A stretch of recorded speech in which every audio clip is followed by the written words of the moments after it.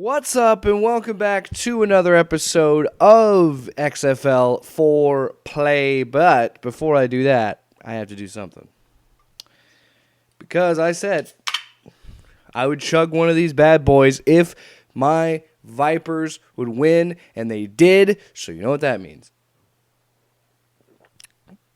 Oh, this is going to be hard to chug.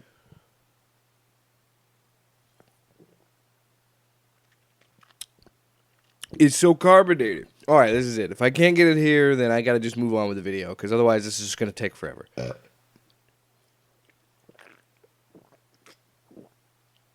It's incredibly cold.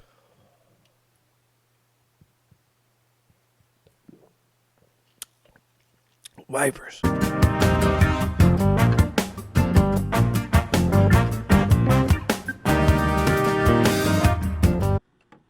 Gentlemen, this is the XFL. Oh. So welcome back. Oh my goodness. Recapping week 4. I know I had a late episode on Friday. Now we're getting back-to-back episodes because content. Anyway, let's talk about all that happened in week 4 of the XFL. Well, for starters, the first game of the weekend already gave us one of the best, I would say, memes of the entire season with Coach Winston Moss for the LA Wildcats. I think it should be fourth down. I'm going to give it to you right now. I might put that on the intro. It's hype. It's a good hype thing. But he mentioned that we're going for it on 4th and 2 inside their own territory late in the football game. The just brass steel cojones on Winston Moss. Unbelievable. So the rest of the game, let's talk about it. Well, for starters, Matt McGloin did not... Goodness gracious, I hit my microphone. For starters, Matt McGloin did not start this game. He sat out. I can't remember if they said it was an injury or something else, maybe some personal issues. We know that he's been clashing with the coaching staff and had some issues, so maybe that's what it was. All I know is he was not playing there. So Luis Perez from the AAF, if you remember correctly. By the way, playing against his former team, he did get drafted by the Wildcats to play for them, and they traded him to New York, and now we're here. So it's a pretty interesting dynamic. He played incredibly well. I was surprised at how calm and cool he was in the pocket. It's a much different change of pace than what Matt McGloin was doing. So maybe Matt McGloin isn't the answer for the Guardians. Maybe it's Luis Perez. Again, they win at MetLife Stadium. They're undefeated at MetLife, so good on Luis Perez. I got to say, Josh Johnson, again, is continuing to show that he has got an elite level arm. I mean, that dude's got a cannon. He was just throwing dimes. Unfortunately, some of them didn't hit the receivers, or the receivers dropped them. LA loses this one 17-14, so they dropped to 1-3.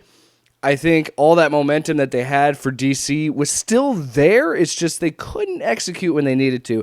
And this win was big for the Guardians because, as I had said 3 days ago, that they are looking like a team on the decline, and they're looking really bad. So it's going to be interesting for them going at 2-2. And with DC losing to the Vipers, they're still in good position in the East. Moving on to the next game on Saturday, it was the Seattle Dragons taking on the St. Louis Battlehawks in the Dome, and wearing all blue, by the way. Nice little touch. It said all blue for the Lou. I like that. Although Lou means poop if you're British, so I'm not saying St. Louis is crap. I'm just saying that's what they said. So let's talk about Jordan Tamu playing well. And again, this Battlehawks team continues to impress me week after week. Now, I don't think I would put them above Houston in the power rankings, but I do think they continue to show that they know who they are. They're firmly in grasp of their destiny. They're a hard-nosed football team. They play good, strong defense. They run the football, and they overpower you. That's what the Battlehawks do. That's what it is. Brandon Silvers continued to struggle in the first half of this game. That's why Zorn made the change to B.J. Daniels at quarterback. And I'm starting to notice a trend here. This has been like the dawn of the backup quarterback. I know I said it with the NFL last year on Loud Sports, but it looks like it's turning that way in the XFL. Luis Perez comes in and for the Guardians, wins a football game. B.J. Daniels comes in and adds a huge spark to this offense, almost getting them the comeback. They went in down 17-3, and at the end of the game, they lose 23-16. He even, posterized them to him with a sweet stiff arm.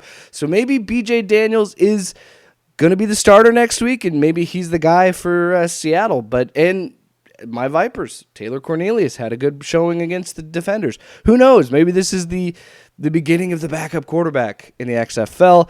I think the big takeaway from that was B.J. Daniels, but St. Louis stays atop the West and continues to dominate, showing that while they did lose to the best team in the league, the reason they're the best team. And then we move on to Sunday, the first game on Sunday, the first big rivalry of the XFL. It is the Texas Throwdown number 1, because they're going to play again in week 9, I believe. So this is the first edition of the Texas Throwdown. You got PJ Walkers, you got Landry Jones, you got Cam Phillips, you got Cameron Artis-Payne, you got Parham, who I can't remember his first name, but I just know he's a beast. And this game didn't disappoint. It was a really strong game, but I think the real deciding factor in this game, above all else, was Landry Jones. And not in a good way if you're a Renegades fan, but a great way if you're a Roughnecks fan. He had 3 picks in the first quarter and a scoop and score at the end of the game that ultimately really decided the game, because at the time, the Renegades were only down by 1 point because it was 21-12 or 21-11. They went down, scored, and got a 3-point conversion. So they were with the football in the fourth quarter, down 1 point. But he gets the sack. He gets sacked, fumbles, and it's all she wrote. Now, 4 turnovers for Landry Jones, 21 points for those 4 turnovers. So that's a totally different game. I was actually texting my buddy Luke, who's a big Renegades fan. He was like, if it wasn't for those turnovers, the Renegades would probably win this game. And he's not wrong. I think that says it all right there. 4 turnovers, 21 of those 27 points. Big difference. And I was shocked. They really shut down Cam Phillips. He had 1 catch for 9 yards in the last 2 games. Before this, he had 7 touchdowns. So it's incredible that they were able to shut him down. PJ Walker did what he could. He only had 2 touchdowns, did have one pick, but they finally made him look a little less of a cheat code, as well as Cam Phillips. They found a way to control them. It didn't disappoint. I love that this is a rivalry. I love that there's a name to it, the Texas Throwdown. I love that we've already built that story. Another funny story was the guy who was a Houston Roughnecks fan. His car broke down, and the team did their best to get him an Uber, but it just didn't work out. He did manage to post a video where he slammed 2 beers, Stone Cold Steve Austin style, because the Roughnecks won.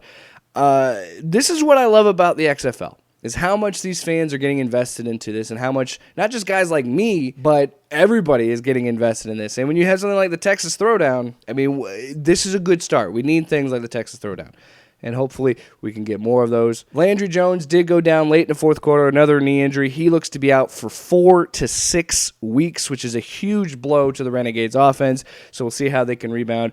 If I'm the Renegades, I got to trust Bob Stoops. He's an accomplished coach, and he manages to work well with backups, so we'll see what happens. And the last game, the best for last of Sunday, a Sunday night game, which they probably could have flipped these, but regardless, the Tampa Bay Vipers hosted the DC Defenders, and they shut them down. They shut them out. 25-0. The Vipers finally get a W. And this is what I was saying for weeks and weeks. After week 1, I saw so much progression in this team, and it was just bound to happen that they were going to have this kind of a production. Their defense had been solid all season long, the only difference being last week, but it's Houston Roughnecks. They mess up everybody's defense, if I'm being honest. The pure joy I got watching this team just absolutely curb stomp the DC Defenders, who I thought through 2 weeks was going to be one of the better teams. Even after the LA loss, I thought, hey, maybe that was just a bad game. They can keep this going. That's not true at all. There's something going on with Pep Hamilton and his team. Cardell is telling guys they should be benched, and he's not ready, which I love. That's the beauty of this league, is the access to the players. Because the fact that Cardell just straight up told the guy, hey, he's not ready, do not put him in there. And then they interview this guy later about it. I just love that that's the approach to the XFL. Some big things going into this game. I didn't know about this until I started watching it, that Quentin Flowers had left the team, and his big thing was concern with playing time. And I understand where he was coming from. I feel like in the first 3 games, I feel like Quentin Flowers was the spark that this offense needed and was providing those plays. Now, on the other side, when you got Corn Dog, Taylor Cornelius playing the way he did last night, kind of hard not to want to root for him instead, because he had a gutsy performance, took a big shot when he was running it in for a touchdown to put him up 22-0, and he, I think, earned the trust of his team. Got to give it up to the Vipers running back group here, because the first 3 games they had not had a 100-yard rusher. Last night they had 2 100-yard rushers with Davion Smith and Jacquizz Patrick, and Patrick got a touchdown, had a very cool moment, an emotional moment, because his father had passed away Friday. I want to say it was the Friday before, but it could have been this past Friday. And he had a very emotional moment in the end zone. And those are one of the reasons why I love football. And that is something that the XFL, and I don't want to exploit the man's situation emotionally, but if you ever want to use the tagline for the love of football, it's moments like that. Overall, I got to say it was a great performance up and down, and I'm very excited to see what they could do against LA, another 1-3 team, and I'm kind of shocked that we have 3 1-3 teams in this league, and 1 4-0 team, 1 3-1 team, and 2 500 teams. So we'll see what goes from there, and that has been the recap for the week. Now, let's get to the most important part of the show, the power rankings. At number 8, I have to put the LA Wildcats. Now, I had them at 6 after their huge win against DC, but I got to drop them back down to 8, playing against the number 7 team in the Guardians.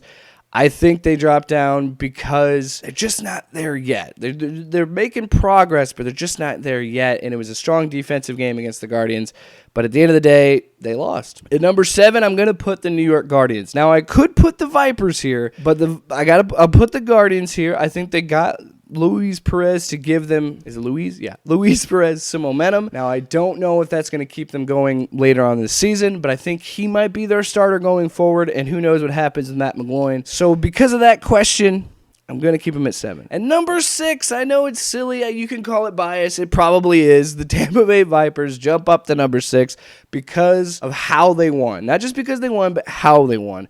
Winning in a shutout fashion, 25-0, dominant performance. I think it's, again, showing they're trending in the right direction. And if they can beat LA and get to 2-3, watch out for the Vipers. At number 5, I have to put, I would say the Seattle Dragons. The Seattle Dragons would be number 5. They did lose again, but I think B.J. Daniels provided a spark. And much like the Guardians, I think putting this guy in is going to make some changes and help them going forward. So I'll put them at number 5. At number 4, I'm going to put the Defenders. They dropped down again another spot. I don't want to, again, overreact, but there is saying something. When the last 2 games you lost by a combined 55 points, it is a little concerning. We'll see what happens. You know, it's the SpongeBob meme. They're the big muscular guys at home, but when they're on the road, they're the small ones. I'll put that template in here, I think. I don't know how to meme. At number 3, I got to go with the Renegades. Now, I know the Renegades lost, but they still showed me something. They showed me that they can compete with the Roughnecks, and they are still a good football team. It's just a question mark on turnovers. Can they overcome that turnover battle? And we'll see where it goes without Landry Jones. That is a question mark, but I still like the Renegades in this scenario. And at number 1 and 2 don't change. Number 2, it's the Battlehawks. Number 1, it's the Roughnecks. There's no change in these 2 teams. They both look great. They're both still the best teams. I hate to cut that short, but that's really all it is. Number 2, the Battlehawks. Number 1, the Roughnecks. Although, I don't know, if the Roughnecks lose this week, I could maybe see a shakeup in the power rankings. If the Battlehawks win and the Roughnecks lose, I could probably see a shakeup. So that is my power rankings for Week 5 of the XFL. This has been another episode of the XFL for play, and I'm just so happy. My team won a football game. I'm just so happy. They won. They did it. We'll see what they do next week against LA. So yeah. If you want to know my picks for the 4 games next week, you need to come back here on the Facebook. You got to come back here on the YouTube, because we will have Week 4 breakdown. We'll have Week 5 picks on Loud Sports going up tomorrow. But in the meantime, thanks for watching, and have a great day. I think it should be You want fourth it? down. I'm going to give it to you right now.